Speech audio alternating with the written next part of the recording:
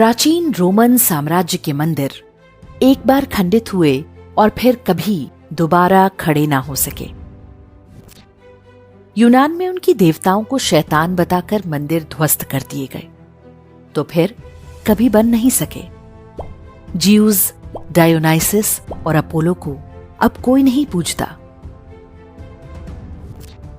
मिस्र की महान सभ्यता एक बार तहस नहस हुई तो दोबारा संवर नहीं पाई। आज केवल उसके अवशेष ही बाकी हैं।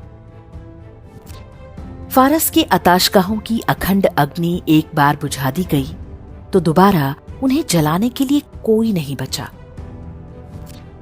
मेसोपोटामिया की सभ्यता पर केवल एक बार सिकंदर ने आक्रमण किया और वो एक झटके में समाप्त हो गई। उनके देवताओं के अब कोई नाम भी नहीं जानता।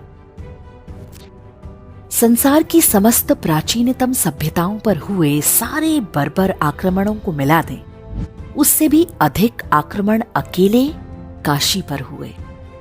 लेकिन काशी बार बार उठ खड़ी हुई। असभ्य और बर्बर आक्रमणकारियों के हर चिन्ह को साफ करके काशी प्रकाशमय हो उठी।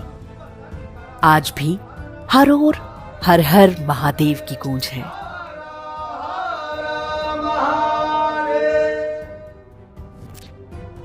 संसार के सारे असभ्य मिलकर भी सभ्यता का नाश नहीं कर पाते।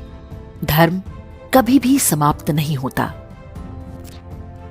धर्म के कार्य के लिए ईश्वर कब किसका चयन करेंगे ये कोई नहीं जानता। इतिहास में इसके ढेरों उदाहरण भरे पड़े हैं। मोहम्मद गोरी और कुतुबुद्दीन ऐबक ने काशी का विध्वंस किया, तब जानते हैं कि वहां के मंदिरों और घाटों का पुनर्निर्माण किसने कराया? कन्नौज नरेश जयचंद के पुत्र राजा हरीशचंद्र ने। और वो भी तब जब चंदावर के युद्ध में वो गोरी की सेना से पराजित हो गए थे। सिकंदर लोदी के समय हुए ध्वंस को ठीक कराया अकबर के दरबार में रहने वाले राजा मानसिंह और राजा टोडरमल ने। राजनीतिक कारणों से लोग भले 1000 टुकड़ों में टूट जाएं, महादेव की शरण में आकर सभी एक हो जाते हैं। क्या ब्राह्मण, क्या क्षत्रिय, क्या यादव, क्या गुर्जर, क्या वैश्य। काशी विश्वनाथ मंदिर को औरंगजेब ने तोड़वाया तो एक दीवार छोड़ दी, इसलिए ताकि काशी आने वाले तीर्थयात्री इस अपमान को सदियों तक अनुभव करते रहें। अपवित्र और खंडित हो चुका ज्योतिर्लिंग हिंदुओं की हार का स्मारक बन गया।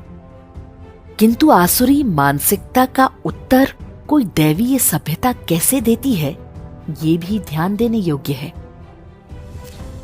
औरंगजेब द्वारा कराए ध्वंस के लगभग 100 वर्ष बाद जब राजमाता अहिल्याबाई होलकर ने मंदिर का निर्माण किया, तो उसके कुछ दिनों बाद ही महाराजा रणजीत सिंह जी ने मंदिर के दोनों शिखरों को सोने से मढ़वा दिया।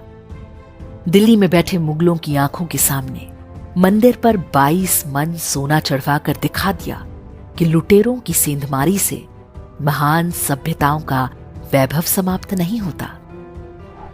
तोड़ने वाले समाप्त हो जाते हैं, रचने वाले समाप्त नहीं होते। अयोध्या में वर्ष 1528 में बाबर ने जब भगवान श्री राम के जन्मस्थल पर बने विशाल मंदिर को ध्वस्त करा के एक शैतानी ढांचा खड़ा किया, तो उसने भी नहीं सोचा होगा कि ये युद्ध अभी समाप्त नहीं हुआ।